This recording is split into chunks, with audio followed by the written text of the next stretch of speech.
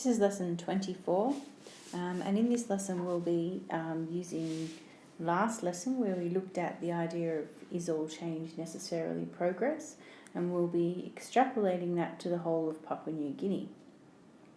So if you recall back to last lesson, we were using a three-step approach where we established the concepts of change and not being progress or being progress, and then we related that to our own communities, and now we're relating that to Papua New Guinea.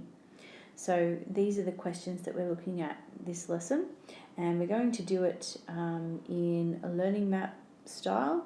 We're going to add some non-verbal elements and symbols and images. What we want students to do is to create a mind map, a learning map, a diagram, a table or an image to represent the answers to these questions. It could be a graph or a table, it could be a series of Venn diagrams, it could even be a political poster, which would probably be a really good one. As long as it encompasses the answers to those questions, it doesn't really matter how students choose to represent it. They could even do it in written form, and it will just explore all of these concepts. It relates to this part of the syllabus, but it's just a follow-on from the last lesson where we looked at change in our own societies. So now's the part where, big picture, students have to relate it to Papua New Guinea.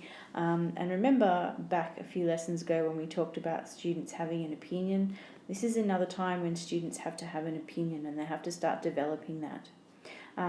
For homework, the readings that have been set from the reader specifically relate to law and order in Papua New Guinea, and Australia's attempt at helping Papua New Guinea with its law and order problem. So that's extrapolating this back out again and relating it to the main focus of the depth study.